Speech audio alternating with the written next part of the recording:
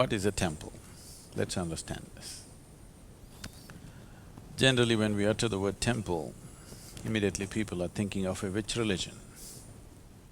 Now, if temple belongs to you or me or to a particular group, you cannot call it a temple. Temple is an invitation to the divine. If we can set up a space and the necessary tools where divine is more manifest, not that it is not there everywhere, it's just that more experienceable. There's sound waves everywhere, but you cannot hear it. You need a cell phone to catch the transmission, otherwise you can't catch it. So we can say a temple is a larger cell phone. You can't talk, just to listen, one-way cell phone, is it okay? I always set up the temple in such a way that you can't yap. Is that okay? Or do you want to talk? If you want to listen to a dimension beyond, if you want to be receptive to that possibility, we can create a space like that. We can create a device or a tool like that. When I use the word tool, there seems to be a certain sense of lack of reverence in me. But I particularly use the word tool. When I refer to the Dhyana Linga as a tool, people feel offended. Sadhguru, don't say that. In our experience, it's everything. Don't call it a tool. I say it's a tool. Because the word tool means that which works. It is not a piece of art that you can just appreciate. It's a tool because it works. There's just one screw in the door, if I ask you to unscrew it with your hands, can you do it? But if I give you a screwdriver, you can do that, isn't it? Similarly, to open the doors for the beyond, there is a tool. With your own hands, if you try to unscrew that simple screw in the door, all your 10 nails will go, but still it'll not come. Yes? You can try with your teeth. You know, people do. When they have no tools, they'll try their hands, if it doesn't work, don't you do?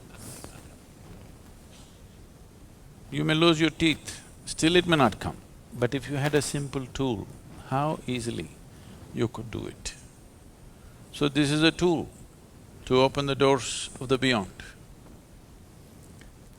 And I don't think a tool is irreverential, nor do I think a tool is insulting. A tool is a tremendous possibility, isn't it? The significant development in human society has happened only when we started making tools, isn't it? No? Why is it offensive if I say a temple is a tool? A temple is a tool.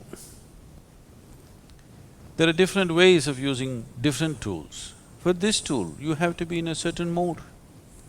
Because this is not a physical tool, you have to approach it in a certain way.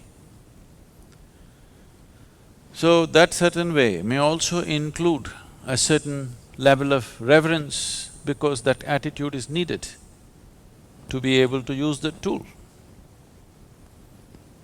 So it's very important that it is understood and used as a tool, not as a destination, but just as a possibility.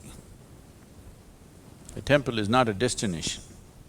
A temple is only a doorway. A doorway is not a destination, a doorway is just a doorway, opens up something. So what does it take to build a temple?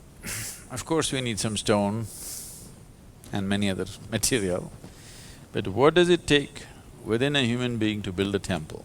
Why I'm telling you all this is I'm trying to discourage you.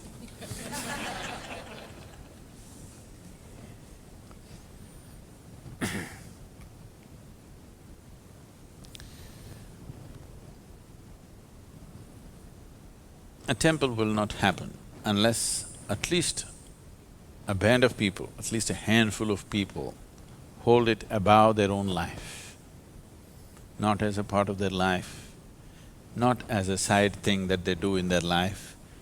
Temple building is not a hobby or a profession. You have to see it as something beyond your life, more important than your life. You must understand, at least in the East, in India, temples were built so elaborately, some of the temples took 3 to 4 generations to complete. For example, the Kailash temple in Ajanta, Ellora, in the Ajanta area in Maharashtra, there are many in Tamil Nadu. This temple was carved out of the rock. They did not build it. A huge mountain of a rock, they carved the temple into it. 3 floors, all carved out. They must have removed hundreds of tons of stone, probably thousands of tons of stone, because all the empty space that you see in the temple has been carved out. And they made 3 stories, elaborate, decorations, and there are at least about 600 statues, all carved out. If you make one mistake, you have to rebuild the whole temple. Yes, because it's not built, it's not something you can take it off and put something. It is carved into the rock. It took 135 years, at least 4 generations of people working to the same plan.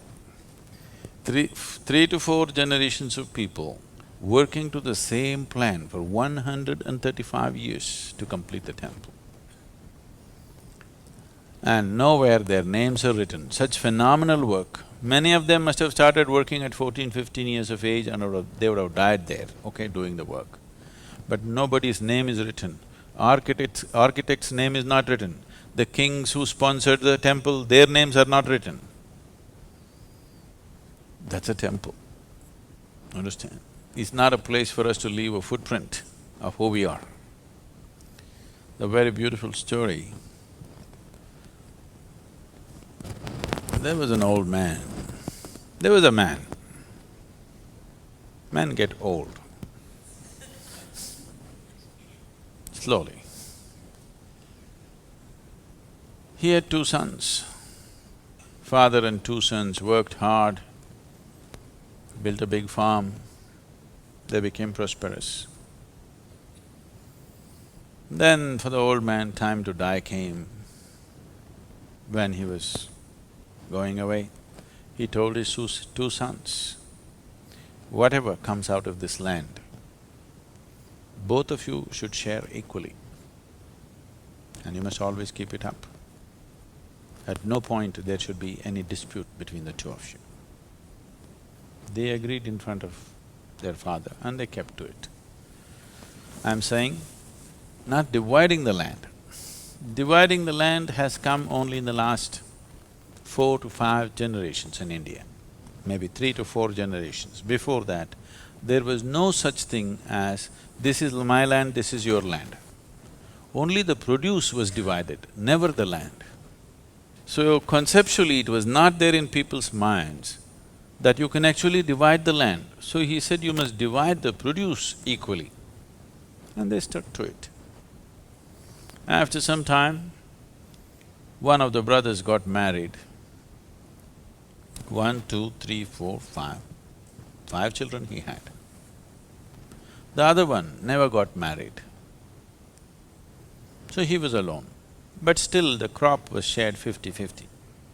Because those are the father's words, you can't change it, that's his wish.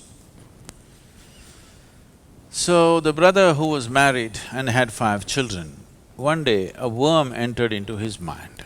You know, sometimes worms get into your mind. A worm entered his mind, and then a thought arose, and he thought, I have a wife and 5 children, I get 50%.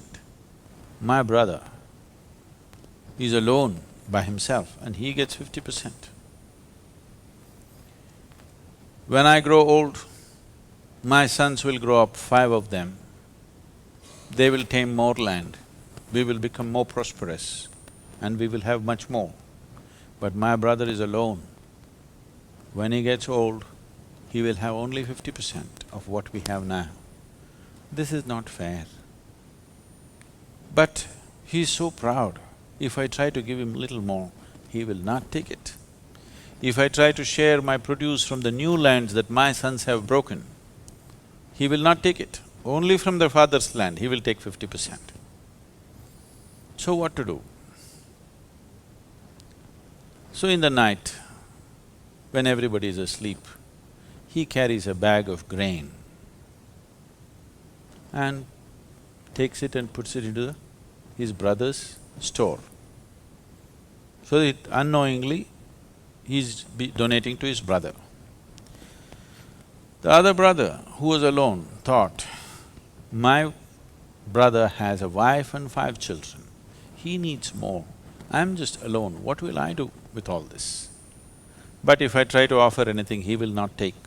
So he started carrying grains and dropping it into his brother's store. Reverse osmosis was happening. And nobody knew. In the night, quietly, once in a way, this brother puts one bag, that brother puts another bag. This went on. They became old.